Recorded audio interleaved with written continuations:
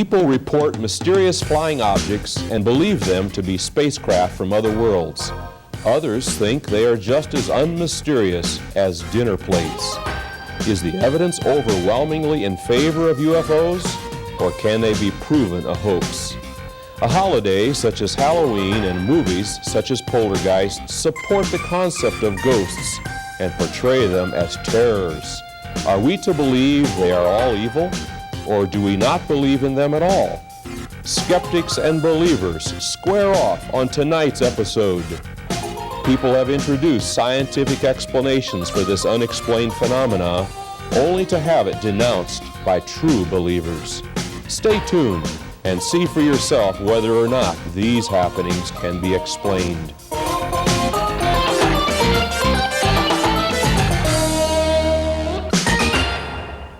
Hello, and welcome to Eyes on Our World.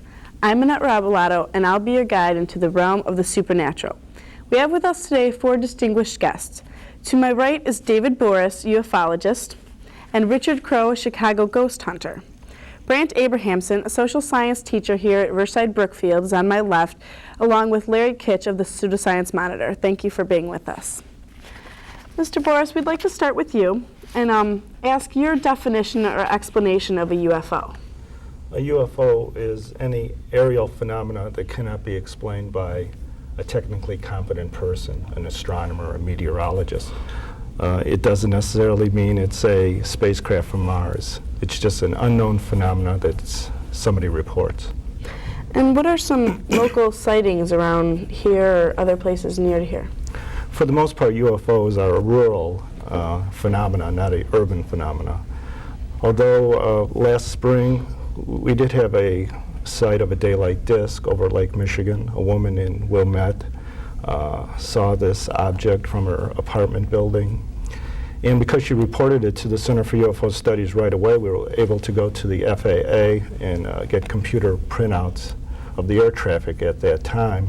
And we did find a slow-moving object that corresponds to the location where she saw this daylight disk. What is that a typical sighting? Actually, the most typical UFO sightings are nocturnal lights, strange lights in the sky. They move erratically, make 90-degree right angles, or they have strange brightness or strange colors. Those are the least interesting UFOs for ufologists, though, because so little data. You can get so little information from a report about nocturnal lights. Mr. Kitch, you are on basically the opposite side of this subject. How do you explain how these can be proved false? You can't prove it false. Nothing can be proved false. And the skeptic is not under the scientific method. The skeptic doesn't have to prove something exists. The person who makes the claims of the supernatural event has to produce the evidence to verify whether it exists or not. And how do you argue these points? How do I argue the points? As far as nocturnal lights go, it's very easy to be mistaken. People mistake lights in the sky all the time. I've seen a lot of UFOs, but not necessarily flying saucers or beings from another planet, but it's easy to be mistaken. Even professional people can be mistaken. Like he mentioned astronomers. I mean, they can be, their expertise is no better than anyone else's as far as observing. It could be wrong too. Go ahead. Well, I was just going to ask how, what percentage of the reports that you get that you can kind of dismiss fairly readily or find explanations for, natural explanations, like the nocturnal lights. Do you proceed in that manner, or how do you proceed? Well, most UFO reports end up being IFOs, identified, maybe 95%. There's always that residual amount that is intriguing. I mean, people do report strange craft. People do have close encounters. And we're not advocating a position at the Center for UFO Studies. We think there's a phenomena. People are reporting, strange lights or strange crafts. And it may be a psychological process, maybe a sociological process, but it deserves study. That's all we're saying. It deserves serious study. It shouldn't just be ridiculed. It shouldn't be just something that appears in the National Enquirer. Serious people with expertise in the social sciences or the physical science should look at the phenomenon. Is there any change in in your studies than what was happening in the 1960s, or are you still just getting reports and trying to file them? In the past 10 years, there's been a dramatic drop in the number of reports. If it weren't for really the abduction phenomena, ufology would almost be non-existent. Very few reports of sightings compared to the 60s and 70s and the 50s, of course. Why do you think that is? We're not really sure. I mean, the phenomena may have changed. People, or the phenomena may still be there, but people simply are bored with it. They're not going to report. As was mentioned before the program, you didn't realize the Center for UFO Studies still exists, so nobody knows what they're called. Or, it seems as time has gone on, this unfolding phenomenon, it's become more bizarre as time has gone on. Like in the 50s and 60s, it was mostly long-range sightings. Then in the 70s, you started having close encounters, and now they're doing allegedly doing genetic experiments. It's just becoming more bizarre as time goes on. The abductions you're talking about. Did your organization take the abduction story seriously? We're doing a small project on the abduction phenomena. So far, we haven't found the great numbers of abduction cases that some people like Bud Hopkins claims that there are. And so far, most of the people that we studied, we don't think really had abduction experiences. There's psychological problems behind many of the people who report these kind of phenomena. It really does my heart good to hear a ufologist say that. But behind all of that, there's still a residual. We think there may be a few genuine abductions. There was a case, well, this is an old case during the late 50s, early 60s in South America, the Boaz case, where a man was abducted by aliens, and we think that might be a genuine abduction case. Coming in as a social studies teacher, my first question, I suppose, is how reliable is your evidence? I mean, how did these stories get from South America here? What hands did they go through? Who was telling who? Who was writing it down? What axes did they have to grind, or what, maybe not axes to grind, but what is their philosophical position? This is one of the problems we have. Many people who claim abduction experiences will go to the people who have written about it, namely Bud Hopkins or Whitley Strieber, and we don't have access to their data. They're not open with us about how they conduct their investigations. So we're in the dark about it as much as you are, unfortunately. Bud Hopkins is a commercial artist, and he fancies himself as a psychotherapist because he does hypnotherapy on people. And we're not sure how well he does it. That's the problem. Very good point. And hypnosis is not terribly reliable, is it?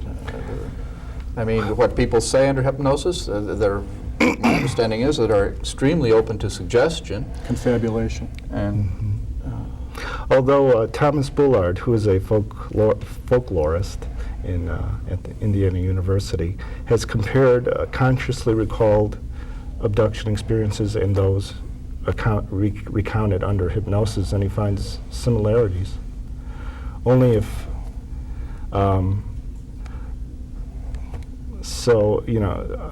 hypnotism may not distort a person's perception that much as maybe we think. I've heard that point that you just made about similarities. The line of argument goes, well, all these people claim that they've had the same experience and they just describe the aliens as the same physical type, so there must be some type of truth to that. But I don't agree with that at all, because if you were to take 100 people off the street, Americans, and ask them what a Santa Claus looked like, they'd tell you he has a red suit and a white beard and black boots. Why? Because Santa Claus is real, or because it's a part of our folklore now? It's a part of Americana. And this, I think, is this abduction scenario has just been heard so much on the talk shows and in movies that it's just a part of our folklore now. When you talk about hypnosis, you mean that as in trying to find out the truth of these people? Right, a subject who may have vague recollections of an UFO encounter, or may have unexplained anxieties or phobias, and somehow thinks that maybe something happened to him, would be placed under hypnosis, and regress to the time of the event, or the alleged event. Okay, we'd like to continue this discussion, but right now we have a break. So as we go into this break, it may be a perfect opportunity for all you viewers to look into the sky and judge for yourself.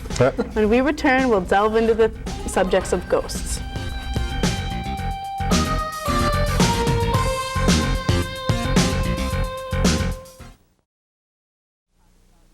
Welcome back. Now we will start to talk about ghosts. Mr. Crow, you're a ghost hunter in the Chicagoland area. And elsewhere, right. And where do you get your information for the different hauntings and sightings around the area? Okay, first of all, a bit of my background perhaps. I grew up on the South Side, grew up in close proximity to many of the places around that are considered, haunted.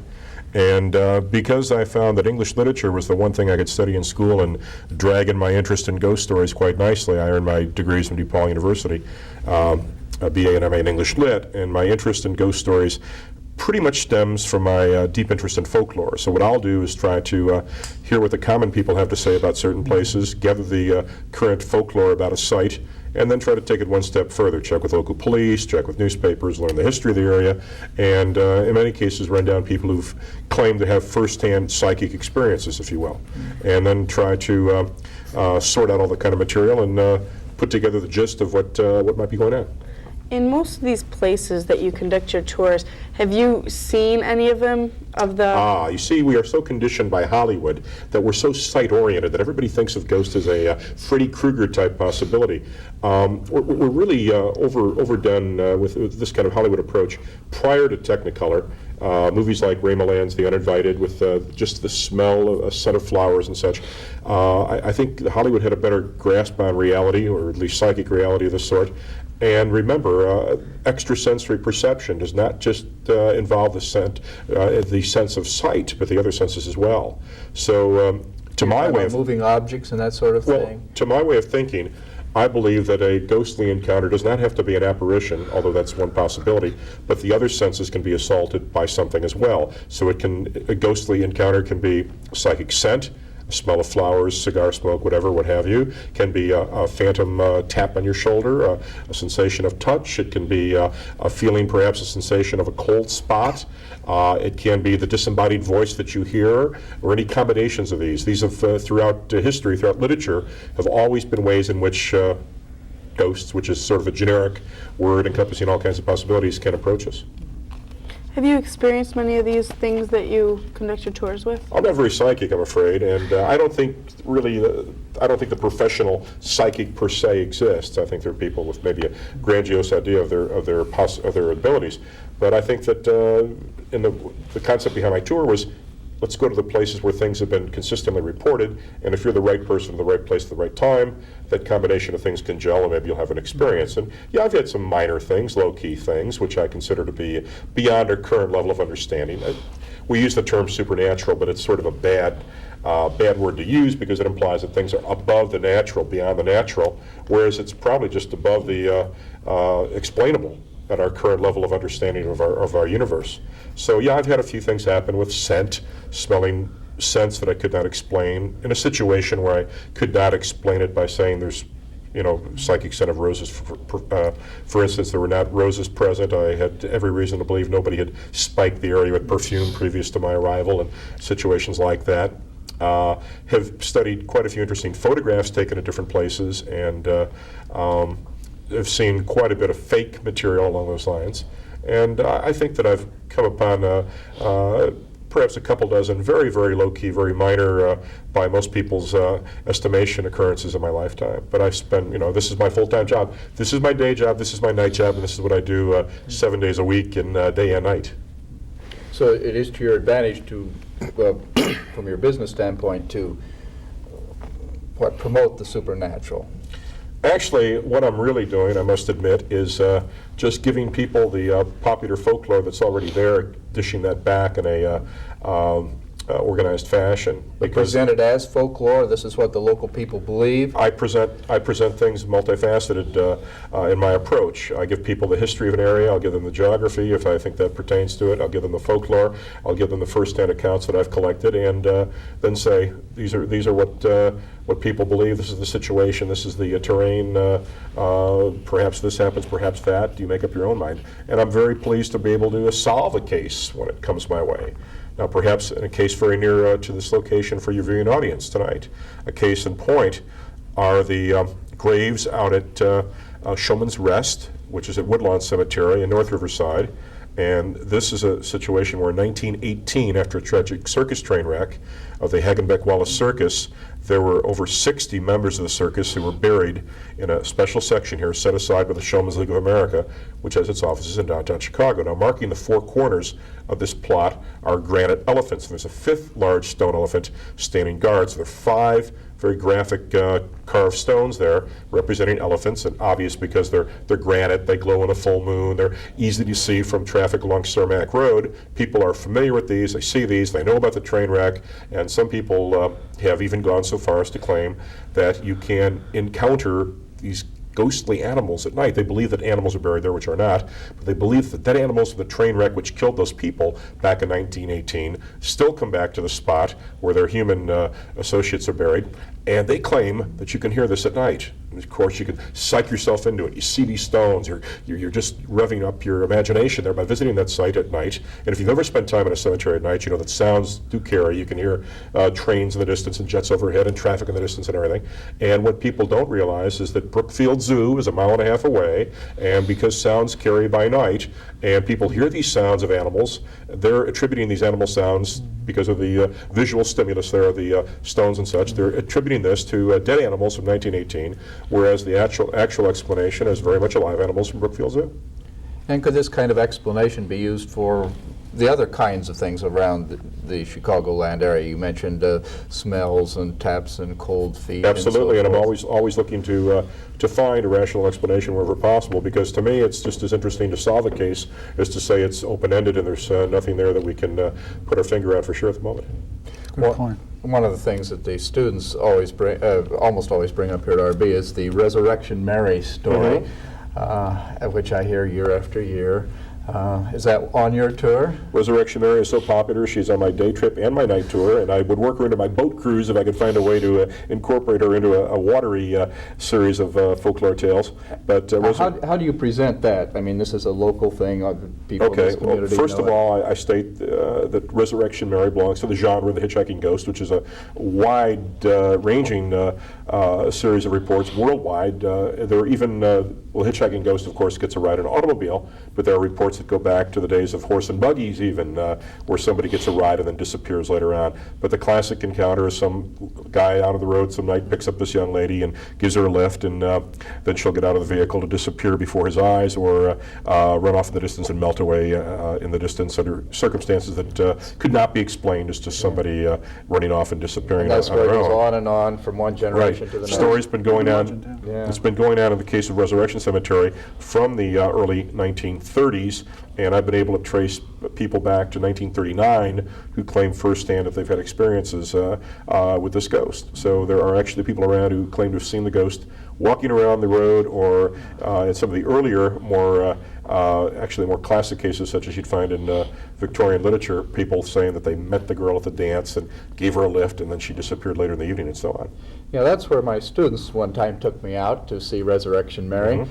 And we were standing around, and there were lights, flashing around, kind of, and kids started screaming, and so we just started walking toward the lights, to see what they were. I was a big teacher out there, so we'll see what this is. And it was more the kind of explanation that you got when you were talking about the animals over at the zoo. There were certain gravestones that were rough cut on the bottom, smooth cut at the top, and when cars came around, just made a certain kind of curve in the road, the headlights would flash off of the top part of the stone, but not the bottom part. So it, for an uninitiated person, these were lights flashing off of the ground. But in suggestible circumstances, very mundane things like this, Absolutely. supernatural area. Another good example is there's a story that goes around. I've heard Richard relate the story about how Resurrection Mary allegedly bent the bars on the cemetery fence one night, and then the bars were straightened by the cemetery and all that. But Richard, I'm sure, is aware of the prosaic explanation that a truck backed into the fence. Because I went to the cemetery myself, and I spoke to some of the people that worked there, and they says, yeah, it was a truck. Absolutely. Well, I agree with you. That's the explanation they give, but I ask you to explain how a vehicle could strike the fence in such a fashion I'm making a bend two 3-point bars. turn. No, they were not bent apart. They were bend. both bent in the same direction. I got a picture on me right here. When did you take the photograph? I got it off a TV show. I took it off the show. Both bars were bent in the same You direction. took it off a program that I was on? Yes. There was, probably the slide I used only showed one bar. No. The bar, well, I have photographs, I have slides, which I unfortunately am not going to be able to show tonight. Well, I'm But the, gonna have to cut in here for a second because we have to take another break. So keep your eyes and ears peeled as we take this next break. You may be the Okay. next one to believe that you see a ghost. Stay with us because when we come back, we'll get some explanations of these strange ghosts and UFOs.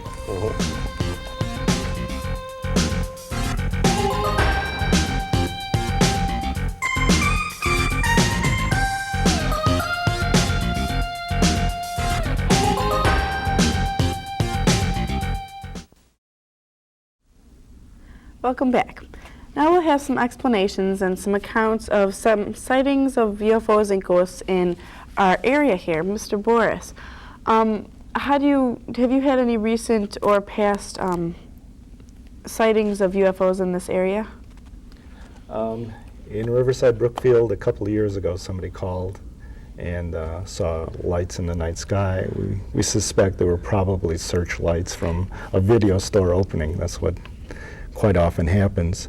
I had a call recently from a woman on the north side of Chicago who saw a small triangular object flying towards the lake.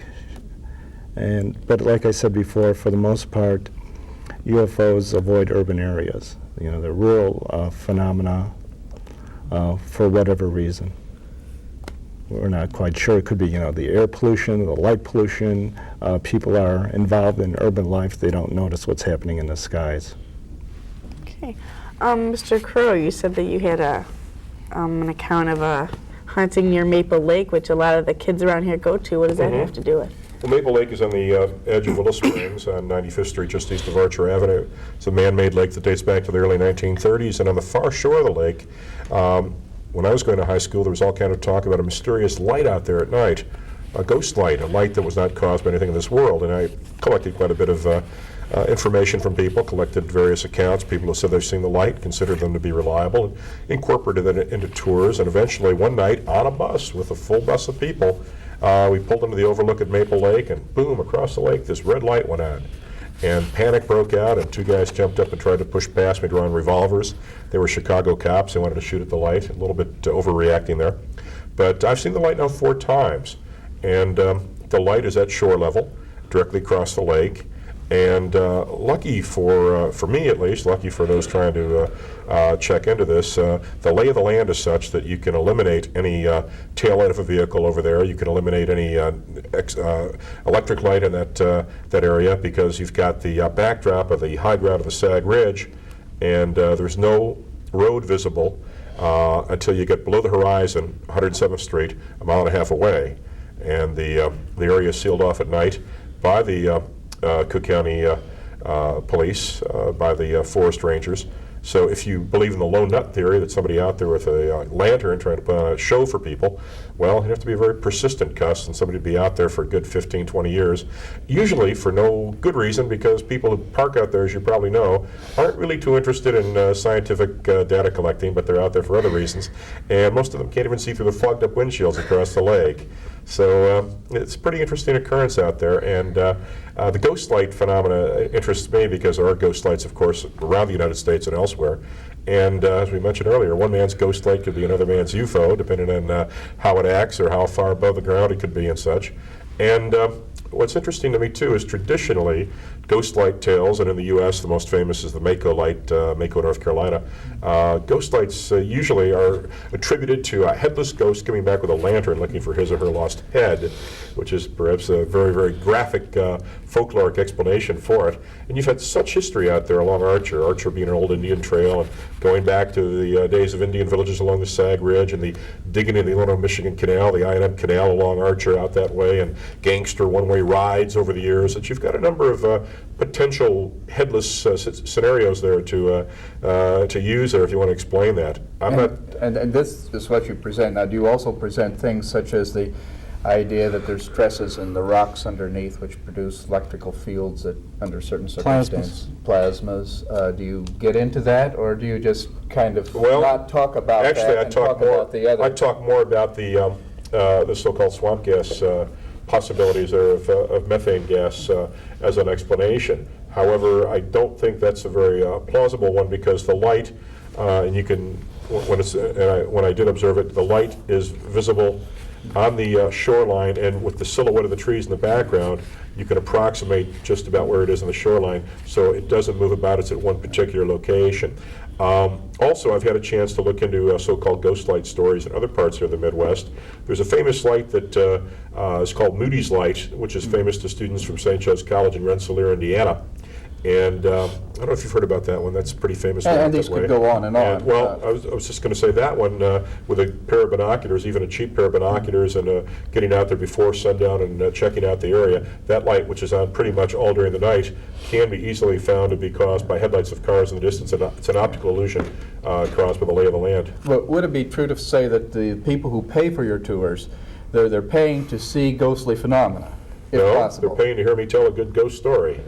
Because if I had to produce ghosts on demand, I'd be out of business many, many years ago. But would you say that they are in a suggestible mood, so that what you suggest to them, you get into, could get very easily into kind of a self-fulfilling prophecy, or seeing what their leader has pointed out to them, and well, that they want to see. I certainly hope I'm doing a good job, and in that case, perhaps I am trying to get them to be suggestible. I have been asked by Mary Ann Johnson of Hull House to mention, when I'm talking about Hull House and there's ghost stories about that building, to mention that when Jane Addams published material about this, she was interested in the cultural anthropology of the West Side community. Well, I'm quite interested in cultural anthropology and have a huge library on the subject, even though my background academically is English. And I don't think that I'd be making much of a living if I was trying to do a hard as nails academic cultural anthropology talk. No, I mean, granted, but does it ever concern you that the result of your kind of tours creates kind of an anti-scientific frame of mind, pre-scientific? I've never claimed to be a scientist, and I think if Charles Dickens can be congratulated on writing A Christmas Carol as a good ghost story, certainly if I'm showing people an interesting new way of looking at their Chicagoland area, and perhaps a different way of thinking about a tour through the area, then I'm doing my job. So, for where I'm coming from, I am concerned about students and other people, but I deal with students, getting into a frame of mind where they're spooking themselves. You know, where there's, oh my goodness, how could this happen? Aha, there's a sign. Somebody's trying to tell me something. Oh, there's a tap on the shoulder. There's a cold spot. I've certainly not even gone off on that tangent tonight, and I've been trying to present the material tonight as I do on my tour. Yeah, but I'm just wondering what the results of your tours are. I mean, do people leave them? By golly, we heard some good ghost stories tonight. Or do they leave them, oh my, you know, I guess there are ghosts around us. You know, maybe they'll go home and look under their bed at night. Well, considering my clientele runs from everything from the Elvis clubs to the Paramount Tall Club to the groups of professional astrologers, to a Marine reunion, to a busload of clowns. Everybody was a professional clown. There's no telling what people take with them, and more power to them. I want them to take with them, however, as far as I'm concerned, an understanding of the vast richness of the folklore of the Chicagoland area. The folklore I have no problem with. I mean, if you're presenting this is what people traditionally have believed about this. But then if you go on to say or imply that, and this is true, the experts have indicated that this had probably actually happened, there I start getting into problems. Well, I haven't done it yet tonight. I don't think I do another tours of it. Well, I'm going to have to cut in here for a minute because we're out of time, and I'd like to thank all of my guests for being here, and I'd like to thank you viewers for joining us as well. I hope you enjoyed the supernatural as much as we did. Thank you, and remember, keep your eyes open for the events of our world.